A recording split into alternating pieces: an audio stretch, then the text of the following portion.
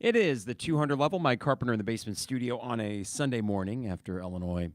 I'd say they got off the schneid, but that's not really what happened. They weren't on a schneid, so to speak, because they had only lost one game before that against Penn State. But we've used that term schneid before to indicate a slump or a stretch of games that you weren't winning or struggling with. And for me, that was kind of what was going on for the last 5 or 6 weeks, even though Illinois was still winning a decent clip of games and occasionally winning a game that you got excited about. And that's why the win at Maryland, juxtaposed with the loss at Penn State, was a little bit jarring. The reason the Maryland game excited me as much as it did, and that's over a week ago now, is that you went on the road and you closed out a game against a team that was a bad matchup for you. And we've seen this for years now, but when you got a point guard like they have and a big like Julian Reese, you just wanted to escape with the win, and that's exactly what they did. And even though the defense was not on the whole great at Maryland, it was, when it counted, late. Or I should say, if not great, they got the stops they needed. And that, to me, was a sign of progress. And then Penn State happens.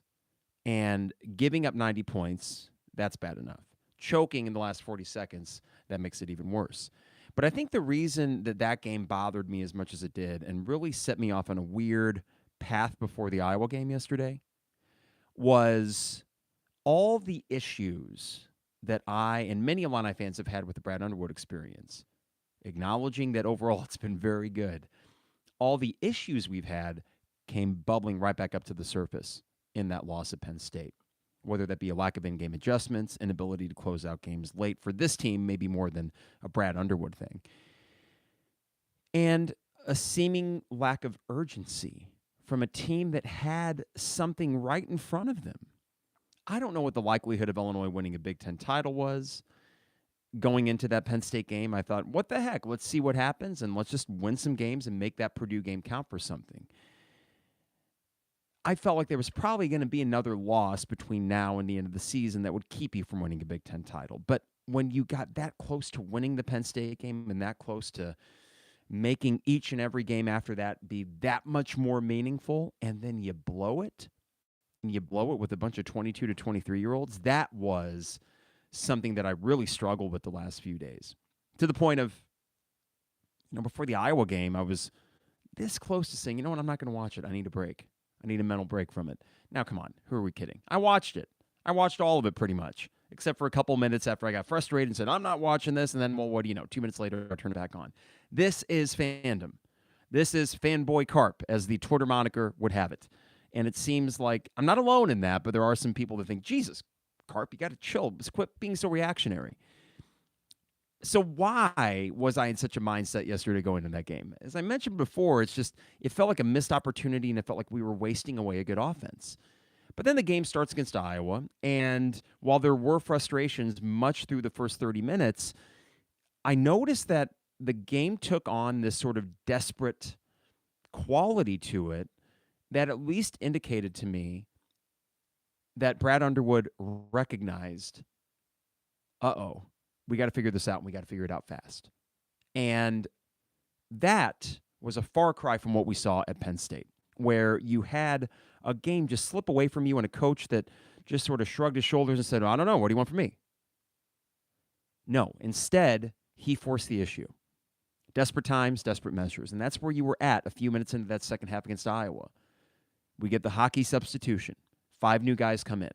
What was it? Nico, Amani Hansberry, Luke Goody, Justin Harmon, Dane. I think that was your lineup. By no means perfect, but they basically played scratch with Iowa. It was a 2-point game when they left. And remember that when the starters came back in, it's not as if they were guns blazing right away. It actually was Iowa took a 6 or 7 point lead. But then I noticed that for the last 10 minutes of the game, it did appear as if Illinois and those starters, something flipped. The light switch flipped on, and they were finally playing with some defensive intensity. I noted that Illinois had given up 29 points to Iowa in the first 10 and a half minutes of that second half. 29 points. Easily on their way to getting 50 in that half. With 2.5 minutes to go in that half, so that's a span of 7 game regulation minutes, I think Illinois had given up 9 or 11 points. Now, There have been stats that have been more impressive than that. But given how important this game was, and given the fact that your defense had struggled so mightily, and given that Iowa is a pretty good offensive team, all those things combined made me feel a lot better down the stretch. And yes, Iowa did score enough down the stretch to finish that second half with, 44 points in the second half. But when 29 of those came so early, I don't know. I feel like I can kind of live with that. Now, as we sit here on a Sunday morning and I'm reflecting on that game and looking forward to the last 4 regular season games, by no means are we out of the woods yet. And we have a defense that still fundamentally is not good at the moment. But I think yesterday showed us at least signs that they can be good.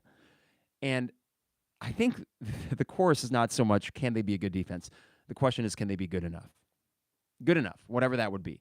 And the fact is, as you wake up on this Sunday morning, Illinois has, according to Ken Pom, the number 4 best offense in the country. They moved up a spot. For context, in 04-05, they had the 3rd best offense, according to Ken Pom, in the country. That's the kind of offense we're talking about. And no, is it perfect? No.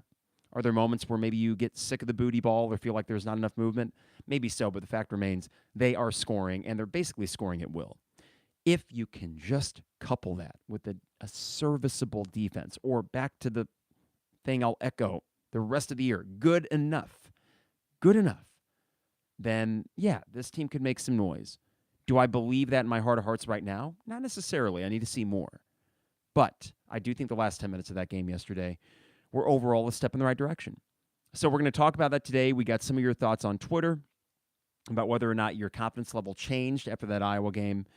And we'll look forward to the last 4 regular season games and also address a little bit of, the fan roller coaster that I rode, but I think a lot of other people rode. Some of you on Twitter, according to reactions, weren't riding that at all. Everything was hunky-dory.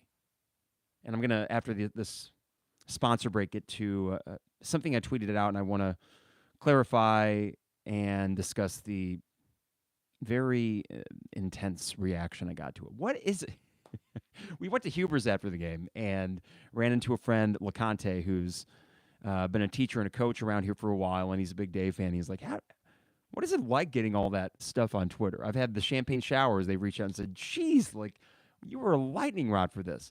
I'm not going to pretend as if I don't put reactionary things out there, but I've tried my very best to find the humor in the absolute vitriol that sometimes comes back my direction. You got to laugh at it.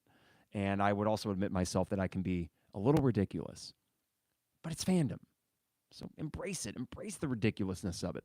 All right, our sponsor is DPDough, online at dpdough.com for all the best deals and prices. Find them on dpdough.com. They deliver anywhere in Champaign-Urbana. Get a custom zone with any toppings you want, or one of their favorites like the Maui Wowie or the Buffer Zone online at dpdough.com. Also, State Farm agent Brian Hansen online at brianismyguy.com. Life, auto, home, business renters, you name it, Brian is my guy. And he can be your guy as well at brianismyguy.com. Also, Dogtown Heating, Air, and Plumbing. Let them brighten your winter blues. I know it's warm outside, but listen to this deal they got. $1,000 off any Bradford white water heater, Rinnai tankless water heater, or Bosch mini split unit when you buy a Lennox home comfort system. No gimmicks, no hidden fees. Just $1,000 in savings when you call Dogtown Heating, Air, and Plumbing, 217-841-4728. That's 217-841-4728. Dogtown Heating, Air, and Plumbing, your home's best friend. And finally, Owen Builders LLC, online at owenbuildersllc.com. Home additions, patios, decks, a gallery of their excellent work online at owenbuildersllc.com. And not just are they great at what they do construction-wise, but as far as contractors go, and many of you know this, if you work with people, it can be difficult to communicate and get the project done in the timeline that you hope for. Not so with owenbuildersllc.com. Also, Champagne Showers Podcast Network, appreciate them. And appreciate you for watching on YouTube. I think we got a couple snuck in here. I didn't really publicize when we'd be starting this because Sunday mornings are nice and easy, just kind of ease into the day. But I see a few people in there, and I know that a lot of people are starting to watch the replays as well, so you can subscribe on our YouTube feed. Here's a tweet that I had yesterday, and I want to just kind of react to the reaction. It's almost like a sociological experiment just going on Twitter. I had tweeted out at halftime, I believe it was halftime, has an Illini basketball team so quickly fallen? I don't see what's controversial about this. I didn't say I hated them. I said that they were unlikable. And if you were one that liked this team at halftime yesterday, good on you. You're much more patient and forgiving than I am. Because what I was seeing was a bunch of 22 and 23-year-olds not play defense with any real intensity, continue to struggle in late game situations, and make some boneheaded moves along the way. If you found them still likable at that point, you are a nicer person than me. I don't think that's controversial. And I'm not going to take too much time on this, but I do think it speaks to fandom and the fact that sports are really a quick trigger kind of thing, right? It's an emotional thing. So sometimes when we're pissed off or when we see someone else more pissed off than we are, we're either trying to match that level or react against it. And good Lord, that just seemed to blow up. Just between the, oh, you're an awful fan. You all that have listened to this podcast know I have never told someone how to fan. And if you want to respond to something like that with vitriol behind it, that's your prerogative as a fan, as someone that follows me. I think the easier thing would be if I really piss you off that much, just mute me for Christ's sakes. I actually went, and I think on Twitter I have like 350 people muted. I don't block, I mute. And here is what I mute.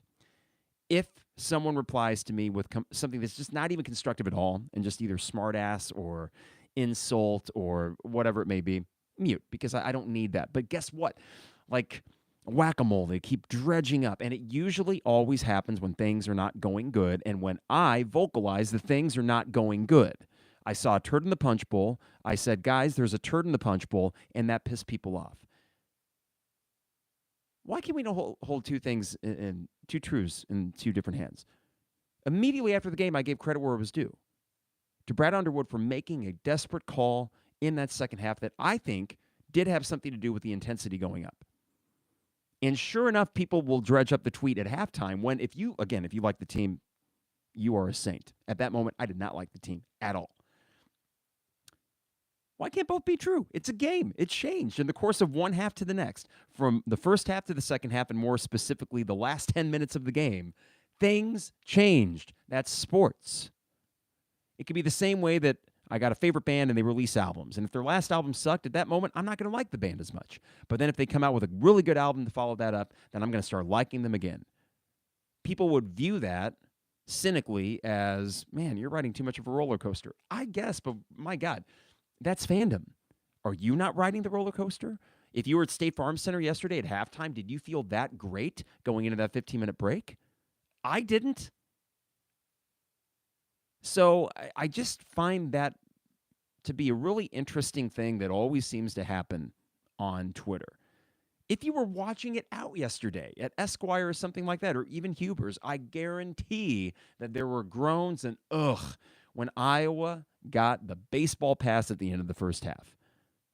And there were probably far worse things being said than, you know what, this team's a little bit unlikable right now. I sometimes am befuddled how things get that much of a reaction. If that's really going to piss you off that much, just mute me for Christ's sake. It's just the easiest thing to do. But I do think, and I do stand by where I was at halftime. An old team struggling to put it together. Now, it did occur to me in the second half, and probably should have occurred to me earlier in the game. After the kind of loss that you faced at Penn State, any win, whether it be by a point or 20, was going to be a success, because that kind of loss at Penn State, that is hard to come back from. And yeah, was I pissed off at the team for blowing it? 100%. I'm still not completely over the Penn State game because I worry that it could cost you a chance at a Big Ten title. And those are elusive. Those are hard to get, and you don't want to look back on a game like that as more costly than it has to be. But as that Iowa game unfolded, it's like, well, wait a second. This is a team just trying to figure themselves out right now. Let's grant them a little bit of grace. This is me in the second half. Grant them a little bit of grace and just say, get the 1 point win and move on. But we actually got something a little bit more than that. And this is why there is, can you believe it, positivity today. I can ride both waves. I can. It was the fact that this team, more than just escaping with a win, which is what I assumed they would do even 5-6 minutes in the second half. Things were looking great, but I thought, you know what? Ultimately, I bet they escape. And we don't feel that great about it. But to their credit, the last 10 minutes of regulation showed not just them finding a way to win, but actual, I hope, fingers crossed, progress on the defensive front. And there were a string of possessions where Iowa was not getting a good look. Free throws, that's how most of the points were scored from basically the 10-minute mark to the 5-minute mark of regulation. Both teams went oddly cold from the field, but Illinois less so than Iowa. And I do think that the defensive intensity had something to do with it. I think Terrence Shannon on Perkins had a lot to do with it because Iowa wasn't able to as easily get into their sets. Following Mike LaTulip, who's a far smarter basketball person than most, and definitely a lot smarter than me with basketball, he really keyed in on the fact that Illinois was switching less and that Terrence being on Perkins like flies on crap in that second half, that was a major reason why Iowa's offense struggled. And I would agree with that. And it was nice to see Underwood make a concerted effort to say, we're going to do something different. We've already talked about the Hawkeyes substitution. That is, I think, as meatball-y as it may sound, the symbolic kind of coaching gesture that actually worked. Even though I had a friend text me like, what are we doing here? And I said, I don't know. We'll see. But it worked. And because it worked, you got to give the credit for it. And one last thing about the Hawkeyes substitution. The criticism that I levied against Brad Underwood more than anything after the Penn State game was the stagnation, the lack of a willingness to change things up, to just let it kind of fall. Like you see a fire and you just let it engulf the entire house in flames. And it's like, well, could you please go get a hose or something, a bucket, anything right now? The house is burning down, Brad. Well, guess what? He tried something against Iowa in a way that he didn't against Penn State. And that kind of urgency, I will take a desperate move over no move at all when things aren't going good. That's a credit to Brad Underwood. And I tweeted that as such after the game. But back to the progress part of this and why, if you're looking for potential long-term positives from a hard-fought win against Iowa, where the final score maybe wasn't indicative of how close it was for most of it, but nonetheless, you still won by 10. You still scored 95 points. Here's the positive. In the last 10 minutes against a top 15 offense, you held them to, 4 or 5 field goals, something like that. And they got a handful of free throws as well. But you slowed down their offensive pace considerably, and most of those shots were very well challenged. So it wasn't just a matter of a team going cold. And if you want to go back in hindsight to the first half, some view the defensive intensity is a little bit better, but Iowa was just making shots. I was waffling between that. But then I think, okay, Iowa, a team that's pretty good at shooting mid-range anyway, a lot of those were still contested as well. So as Mike LaTulip had pointed out either last night or this morning in a tweet thread or a tweet conversation with somebody, you saw Iowa regress to the mean. They started missing some of those contested mid-range jumpers. So what we ultimately saw yesterday, knowing that Brad Underwood doesn't like to give up the three, and I don't like to give up the three either. It would always drive me nuts when Illini teams would overhelp, and then that would lead to an open three in the corner. I'm like, don't give up the three. Let the guy have the two. Well, this year it's been almost to the other extreme, where teams have been getting the twos way too easily, and we're finding out just how frustrating that can be.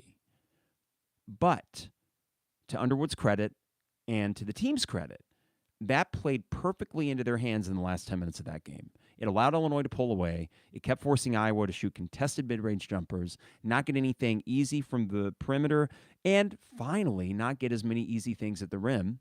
Owen Freeman, for example, not a great game yesterday. And that allowed you to pull away. Because the offense for Illinois, it was going to keep chugging. Them getting 95 points against this Iowa team, not a shock. And what a world we're living in where Illinois, is just willy-nilly getting 90-plus points in Big Ten games with seemingly no problem. That's rare, and I'm really appreciating that from this team, and I want it to amount to something in March. but it only amounts to something if the defense, as I mentioned in the opening segment, can be good enough. And yesterday they were. And more importantly, they were good enough when it mattered the most, in crunch time. So overall, if you said, and this is going to lead the question that I asked on Twitter this morning, and I got a few replies to go through, that leads to the question of, okay, well, are you any more confident in this team after the Iowa game than before? And I'm waffling on that because I think, of course, I'm a little bit more confident, but not maybe to some huge extent, because the Penn State games and the Michigan State games, the Nebraska late game situation, and even all the way back to at Northwestern, or even take the Indiana game at home. Indiana sucks. And yet you allowed Xavier Johnson and co. to hang with you. You won the game. That's an afterthought. That's one of those, you look at the media guide and you don't really remember many things about it a couple years from now. But there were enough moments in the last 5-6 weeks where there were more than chinks in the armor. This was a yellow red alarm fire that was saying, hey, you got a major issue here, and it's got to get fixed. And because of the way the Michigan State games and the Penn State games unfolded, it didn't feel like there was a lot of hope in it getting fixed. But where I do find some confidence today, for a team that was driving me mad with a lack of urgency, for a bunch of older guys that didn't seem to get it at Penn State, that guys, you can't afford to slip. You've got to win these games if you want to win a Big Ten title, which I assume they did after Coleman's tweet after Ohio State beat Purdue last week. Maybe it just required one more huge wake-up call. And are you going to get a bigger wake-up call than blowing an 8-point lead with 40 seconds to go? Is there such a thing as a bigger wake-up call than that? I don't know. Now, I would prefer to have the wake-up call and still have a chance at the Big Ten title, and I don't think we're going to get that together, unfortunately. But if we are sacrificing a potential Big Ten title share for that big wake-up moment that leads them to a couple wins in March, I'm going to take that. And I think most Illini fans would take that too.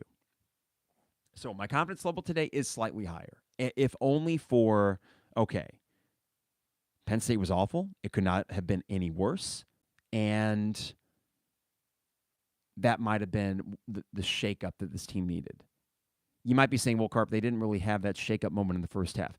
Yeah, and that could potentially be the fact that you were still in that hangover phase from blowing that game. I certainly was. I just didn't have it in me like I normally would for an Illinois-Iowa game yesterday. My concerns were far beyond just beating a rival. It was, is this team okay? Is this team possibly broken? And there were some really dark questions, which might have informed, hey, I don't find them very likable right now. Controversial. But I don't know. I mean, weren't you worried as well? I was worried that things were starting to slip. And that would have been so disheartening. Just such a buzzkill after a lot of things we've seen this year that indicate, you know what, this team would have a shot. Depending on matchups, they would have a shot to do something in March. So here's the question that I asked people on Twitter today and got a few responses to go through. How did yesterday's win over the Hawkeyes impact your confidence level in this Illini team going forward? So just focusing on yesterday, how did it impact it, right? And this is from Jacob to start. And Jacob, before I get to yours, I'm going to take a sip of my coffee. All right, and also I'm going to get on and see if there's anybody. And by the way, hello to the 14 people. Hi, guys.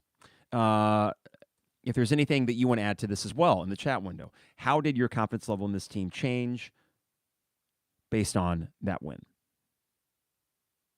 And hey, Brad P., I already got yours. I'll get to in a second. From Jacob, it was great that they won, and holding Iowa to 35% in the second half was a huge improvement. They did look more active on D, just need to see that intensity from here on out. The use of the bench is encouraging and could be a game changer. Go 3-1 in the last 4, and we talk 3 seed. Jacob, let's talk about the last 4 right now. Here's the latest on KenPom. You move up to 11 in the nation behind Creighton, who has moved up after that UConn win. but you were 4th in the nation in offense and 57th in defense, or 56, excuse me. 57th, I apologize. Now, the last 4 games here. Minnesota at home on Wednesday, Wisconsin on the road Saturday, Purdue at home next Tuesday, and Iowa Sunday, March 10th. Now, Ken Pom projects you to go 2-2. I think that's fair, assuming that a game at Wisconsin and a game against Purdue at home, those are going to be tough. I would agree, Jacob, that 3-1, maybe that gets you back into the 3-seed conversation, especially if you beat Purdue. But I think more importantly, well, not more importantly, because the 3-seed is very important, and that's why the Penn State game, one of the reasons why it was so frustrating. Seems like you might have lost that chance at the 3-seed. But I don't know if that's over if you were to beat a Purdue. And if you win both of those games against Wisconsin and Purdue, what the heck? If this team, though, to your point, goes 3-1 in the last 4, I think we're all feeling pretty good. That would be one quality win, one quad 1 win either at Wisconsin or at home against Purdue, which is like quad 1 AA. Like, that's really big if you were to beat a 1 seed, what will be an NCAA tournament 1 seed. A win at Iowa would feel good, and I assume would be a quad 1 win as well. 3-1 the last 4, Jacob. I think we're feeling pretty positive going in the Big Ten tournament. From David, nice to see Coleman play within himself, and the offense impressed, especially given that TSJ and Marcus were off their game. But defensively still not looking like it's tightening up like it should, and the metrics continue to slide away from deep run potential going into March. And yes, I think the defensive metric took another hit yesterday. I don't think there's a chance that you're going to find yourself back in the top 50 defensively on Ken Pom. And yeah, they're only numbers, but they tend to be fairly predictive of March success. So, David, I think that going forward, I tweeted yesterday before the game, it's just all eye test at this point. It's just all eye test, which will inform how confident we are when those brackets are revealed. From Evan, great bounce back win. I still have concerns defensively, though, and would like to see us win in different ways that isn't just scoring 90+. Don't have concerns about the offense at all, but the tourney is weird, and if we have one off night offensively, I don't see this team being able to bear down defensively and get enough stops. Evan, that's my concern too. There was a moment in the game yesterday where any stop they got against Iowa just felt like, phew, we escaped. And should defense feel that way? Should a winning defense feel that way? Probably not. This is from Brian. It improved slightly. We rebounded after a tough loss, and the defense, despite giving up 85 points, showed more effort. We forced a lot of tough twos. It was also good to see Hawkins show up with a huge game. Brad mentioned that they had a get real talk, and he responded. I noticed that, Brian, in the postgame, where Brad said we had a get real talk, and it was a long conversation, according to Brad Underwood. Coleman didn't really elaborate on it, but, that was the worst Coleman game you could have asked for at Penn State. And that was the best Coleman game you could have asked for against Iowa. Now, you wish that you didn't have to ride that roller coaster with the senior, and Coleman being a mercurial guy whose legacy at Illinois is going to depend on who you're asking. Some love him, some can't stand him. That's not going to change. Well, other than a deep March run, that would certainly put everybody on his side. But however you got there, as frustrating as it is that it took the Penn State debacle to do that, if this unlocks good Coleman for the rest of the year, fantastic. Regardless, he was, Brian, as you mentioned, fantastic yesterday. From Justin, the most encouraging thing was Brad making a drastic in-game adjustment that paid off for the most part. Hopefully that will carry into March. Great to see Coleman bounce back immediately after such a bad game, too. Won't be fully confident until they string more wins together. Yeah, Justin, I think that is what encourages me as well. Think about big games where Brad has not really changed a lot. I'll give you a more recent example. Against Arkansas last year, I think Matthew Meyer was just checked out. Don't get me started on Matthew Meyer. I shouldn't even mention his name. But he played all the way through like 10 minutes left in that second half. And we're watching that game and we're reacting like, get him out. He doesn't care. He lost his freaking shoe at one point in the game. And that happens, but it's just such a Matthew Meyer thing to have happened. But you kept playing him, and finally you cut your losses. But it still felt like even that was taking too long to cut your losses. You continue to throw out the same lineup really a lot last year. without trying different things, and eventually it just kind of bit you. We know that the biggest example of not being desperate enough was the Loyola game, and that's the crux of a lot of this conversation, right? I mean, that is just such an albatross on this Brad Underwood era right now. And as I'm watching that game, part of the sleepiness of it was the fact that we weren't really doing anything differently. We weren't forcing the issue. And not that that would have led to a win anyways, but 40 minutes of game time elapsed, and it didn't really feel like you tried anything different. Now, maybe there were things that Brad Underwood was doing out of desperation late, but from what I recall, and from a lot of you probably recall, that experience was all the more painful because you were just staying the course, and it wasn't working. So, Justin, I agree with that. It was a drastic move. It was a desperate move. It paid off yesterday. If you find yourself in a situation in the NCAA tournament where you are sucking for 25 minutes, I don't mind a desperate move. I don't. If you recall against Houston, I think you put R.J. Melendez in there and said, what the hell, give us something, kid, and he did. You might find yourself in that spot in a second-round NCAA tournament matchup, and I am encouraged to see Brad Underwood is at least willing to say, you know what the hell, let's roll with it. From Dave, last 10 minutes gave me so much more hope for the defense. Sitting the starters early in the second half was a great move by Underwood. Just got to continue the momentum. Also, Nicolo. Yeah, we haven't even mentioned him yet. He looks like a natural out there as far as a point guard. And defensively, we know that that is a major concern. But to his credit, he kept his guys in front of him. He did cough up a few fouls because he got beat off the dribble. But you know what? I mean, he had minutes to burn. He had fouls to burn. I don't mind that. Nicolo looked great. And you aren't going to be able to bottle that up and get that every game. But I do think that gave you a different kind of look on offense. And it allowed a Damask and a Terrence and a Coleman, which they all tend to do in varying degrees, play off the ball for an entire offensive possession. He was finding guys. He was finding angles. He was making things happen. I think he did finish with 3 assists, but it felt like he was much more impactful. And the 2 threes, I mean, he's got a great-looking shot. So I think you do continue to sneak him out there. I don't expect that kind of level of production. I don't expect him to be the difference between this team making a Sweet 16 or not. But I do think he can be a factor in a couple more wins. Maybe more. I don't know. Maybe you capture lightning in a bottle here, and now his confidence is sky high, and you ride that. 17 minutes for Nicolo Moretti. 17 in a game you had to win. Hey, it worked. Brad Underwood stuck with it. That's fine. And what led him to put him out there in the first place? A move of desperation, and that worked out too. So credit to Underwood for making that choice. I remember thinking when they made it, why not Dre Gibbs-Longhorn? But, hey, it worked. From Aaron, always sweet to beat Iowa. Yes, absolutely, Aaron.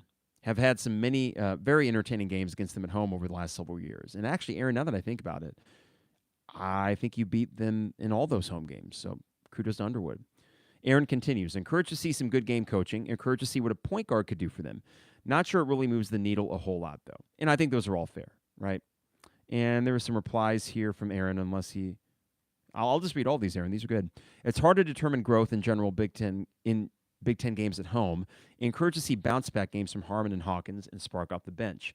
Kind of know what this team is. They have mentally processed that it's likely not a second weekend team. A baby step improvement on defense. I'm not near as excited about the slight improvement as LaTulip was in the postgame. I still think Illinois coverage is way too predictable. I still saw plenty of open shots in the first half. Can they catch fire a few games and be a tough out in March? Possibly. I hope it happens, but I wouldn't bet on it. Do the seniors and super seniors want it? It's up to them.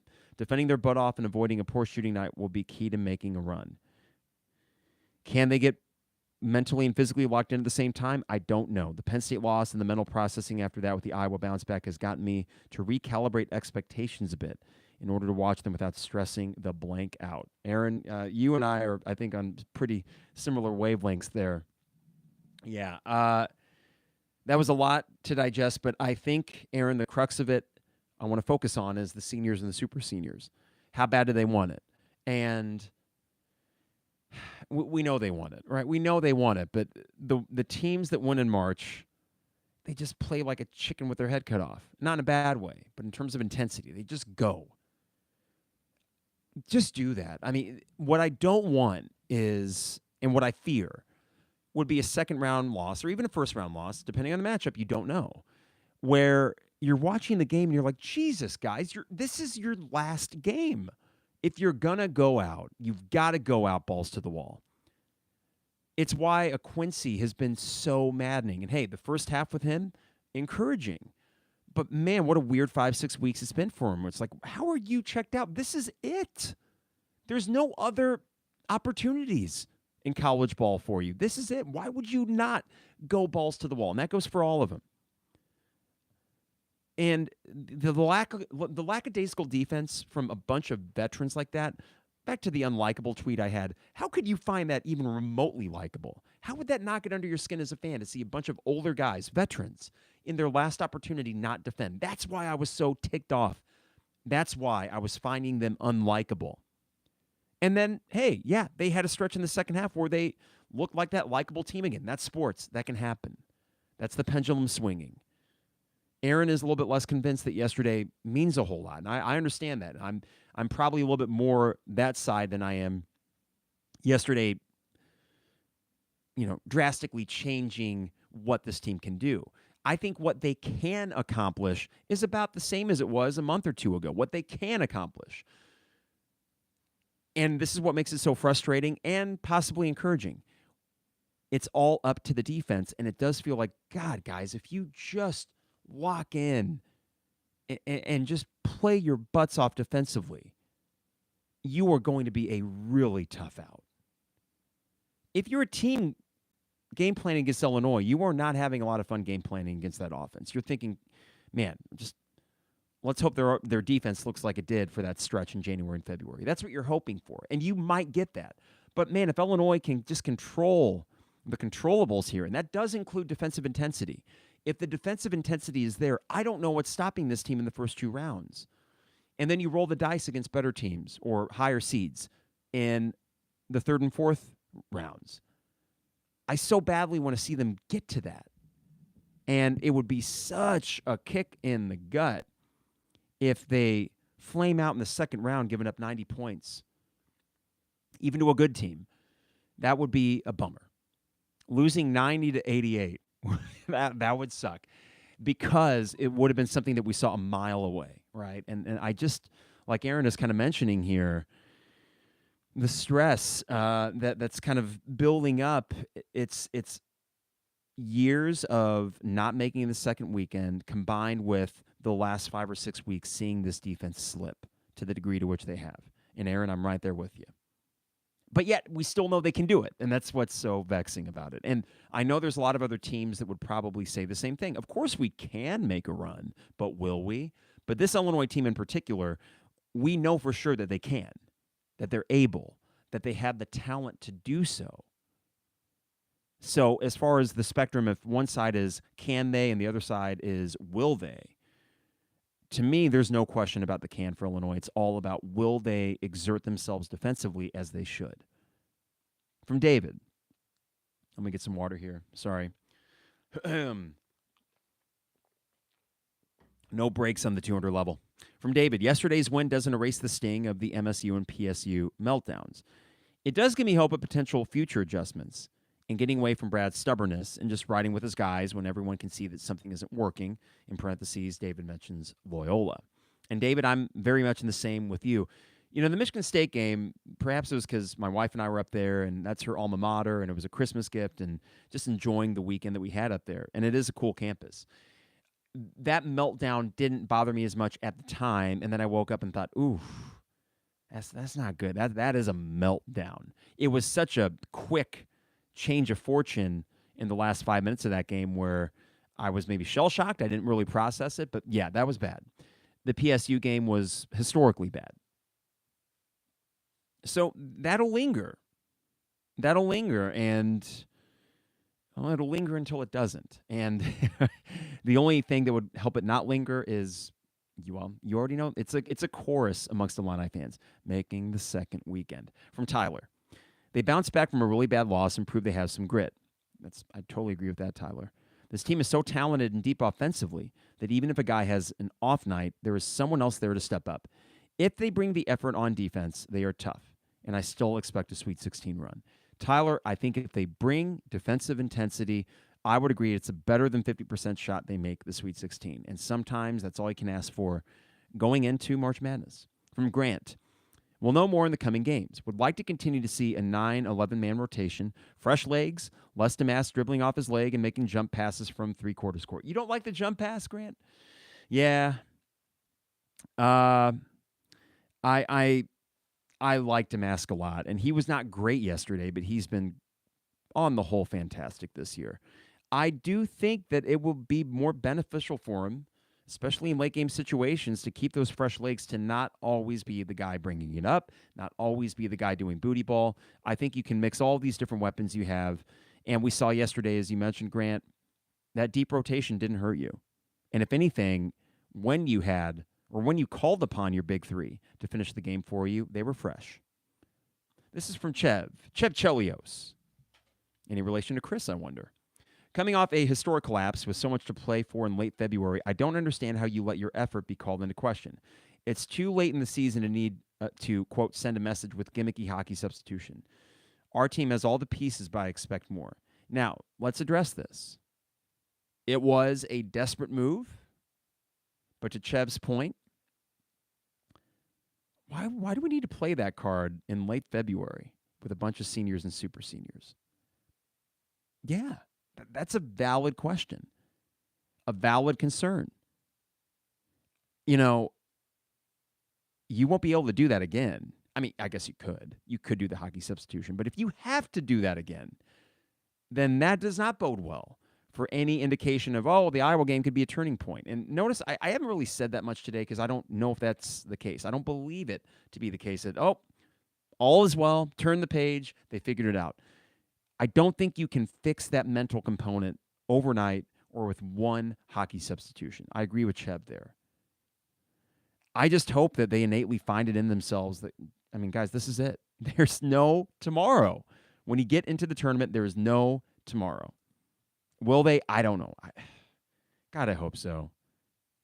And back to the likable or unlikable thing, there are likable pieces. The players themselves are overall likable. So people were confused by that tweet. I get it. But I just don't find anything likable about a bunch of guys with their last opportunity not going out, giving it everything they have. That sounds really hokey and meatball fanny. I get it. But how can that be remotely likable? 22 and 23-year-olds with one last go, and they aren't playing balls to the wall defense. They aren't chasing that Big Ten crown, which, again, not my biggest priority, but you had a path, and now you don't. Why? Because you weren't playing hard on defense. We can boil it down to that. And yeah, Underwood pissed me off too, and that's why we called it bad Underwood on Wednesday, because it was deserved. He sucked on Wednesday. They all sucked. But, Chev, if I'm trying to find a silver lining here, it is that they did respond yesterday. They got to keep responding. They got to show us that they can be a serviceable defense, because I don't think we can ask for a good defense at this point. That might be a little bit too much. But they do have an elite offense. Listen, if you're top 10 in the nation, you're elite. And they have that. All right, from Teddy. No change. I'm still highly skeptical of this team's interior defense and capability to close out games. I thought yesterday was a good first step, but it is a bad Iowa group. I'm still concerned. Teddy, even though Iowa had been winning games, they've looked bad at certain points this year. They didn't look bad yesterday, and you ask, okay, is it us? Is it them? But they have looked bad. And if I were to go to Ken Pom, what is their thing on Ken Pom? They're 49th. Ken Pom projects them to finish 17-14, under 500 in the Big Ten. They're 8-9 right now. They got Penn State at home, Northwestern on the road, Illinois at home. Yeah, so they predict them to win one of their last three games. And they do predict them to lose to Illinois in the last game of the year at Carver Hawkeye.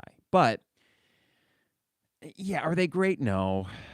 It was just a bad bit of timing to play a really good offense after the choke job at Penn State. And that's where, Teddy, I'm encouraged by the last 10 minutes against that offense, what they did. From Andrew. Hey, Andrew.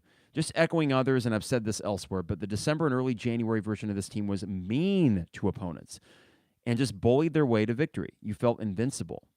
And all of that went back to their defense. Opponents got no easy shots. The ball was always getting stripped and blocked. No easy paths in the lane. We need it back. We do, Andrew. And I don't know if we're going to get back to that level. I don't know what got lost in translation. I really think the biggest thing, we got to talk about Quincy, which I was encouraged again by his first half. But man, if you get December Quincy back, you got a shot. If you don't, the questions about interior defense, about toughness and meanness on defense. And by the way, Ty was bad. Ty was bad yesterday, and this is after I was calling for Ty to play over Harmon, and Harmon was great. So, again, kudos to Underwood. He read the room correctly yesterday in terms of who do you play. I thought against Penn State you put Ty back out there because he was better than Harmon. Yesterday he kept Harmon out there because Harmon was great. He was mean on defense. He was mean on the boards. He was mean attacking the rim. We need more of that meanness. And Quincy bringing that back, I think, Andrew, would be monumental. This is from Aaron. Illinois can beat anyone, but they have to consistently defend. Consistently defending is the stressful part because their offense is good enough to make a historic run. It is, Aaron. That's the thing. It is good enough to make that run. And I want to use an example here, and this is maybe from, I forget if Derek Piper or Mike LaTulip was talking with Jeremy about this, but Miami last year. Let me make sure I get this right. Okay. Miami last year makes a Final Four run. They had the 99th defense and the number 6 offense. 99th defense. I mean, Illinois is in the 50s and will probably finish around, when you got Purdue and Wisconsin and Iowa coming up, you're probably going to finish in the low 60s, right? You are not going to have metrically a great defense. But the offense, you look at Jim Larinaga last year, he makes that sneaky run with Miami. And then they play Connecticut, and they lost Connecticut because, by the way, Connecticut's winning the national title. I mean, Jesus. They had the slip against Creighton, and then last night I turned on a little bit of that game against Villanova at home. Oh, my God. Wow. They're extremely good and better than Purdue, I would think. But Purdue's probably going to make the Final Four as well, I think. But why not? I mean, come on. And I'm looking here. This Miami team, right? It's not as if they got all the breaks. Seeding-wise, they beat Drake in the first round. They beat Indiana in the second. Okay, well, that's a pretty easy path to the Sweet 16. But then they played Houston. On Ken Pom last year, Houston was number 2. They outscored them 89-75, and Houston's defense last year was elite, as it always is. Texas, the next game, they beat them 88-81.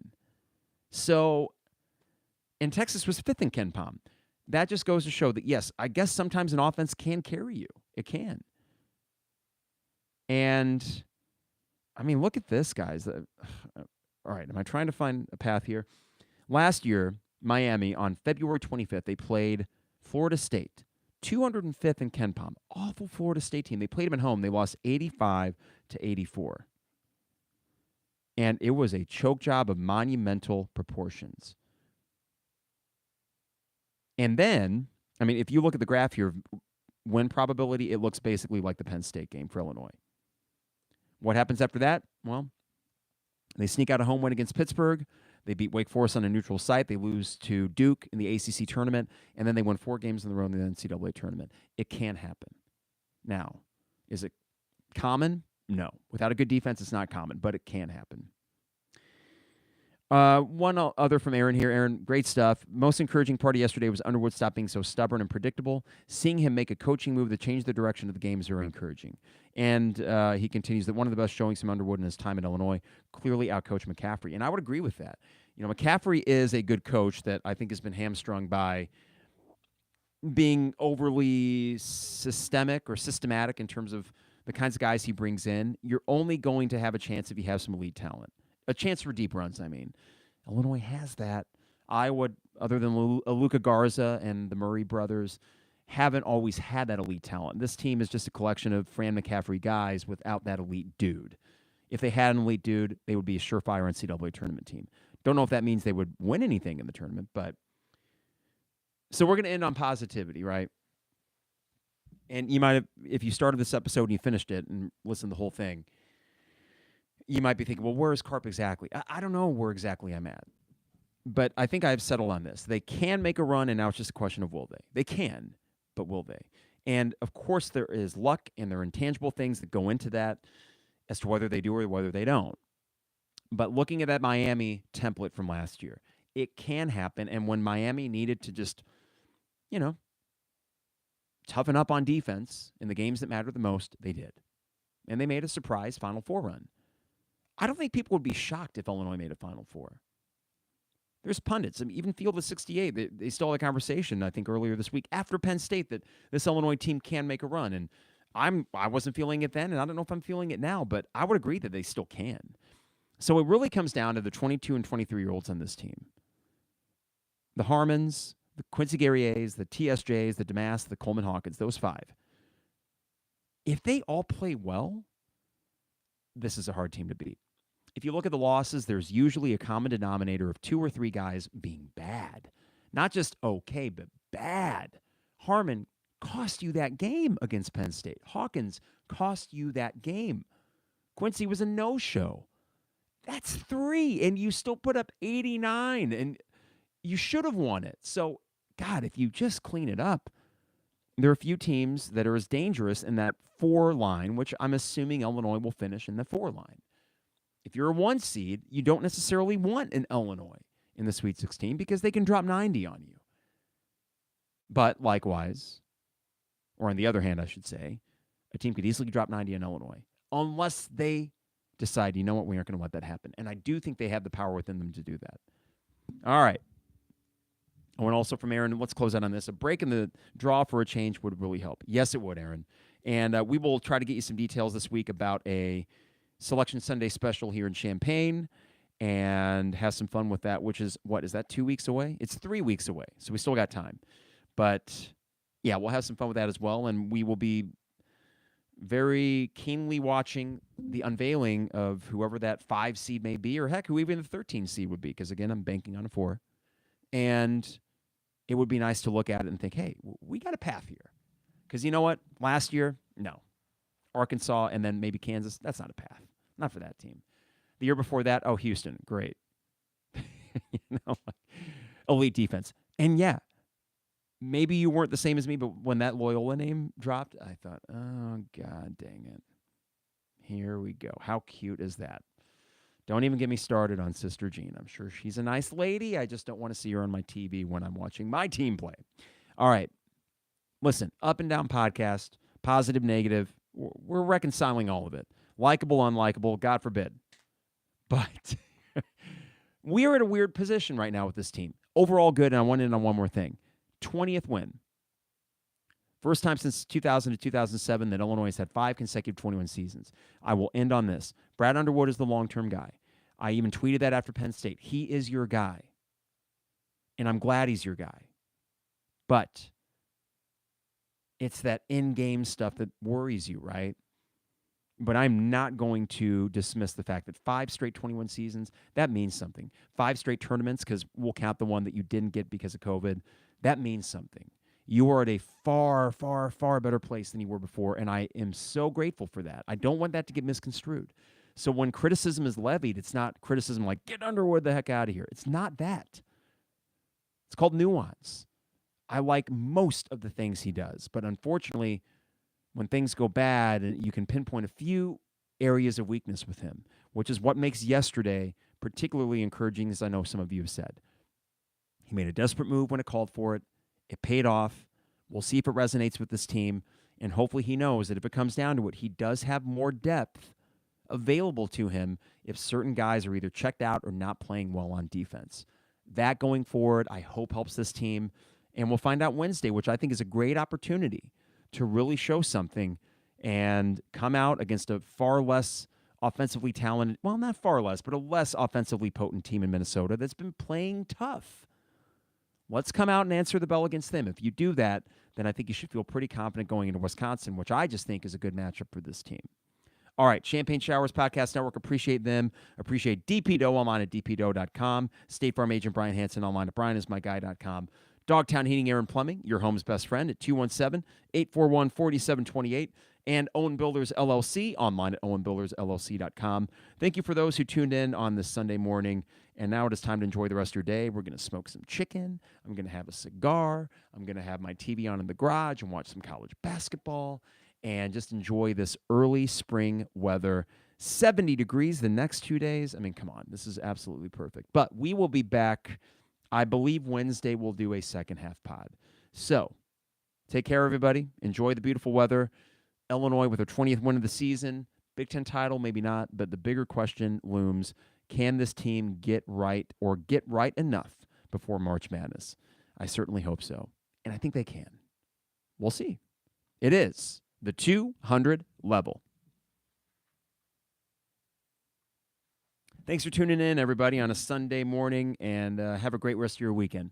And thanks for the comments, and we will see you Wednesday evening. Bye, everybody.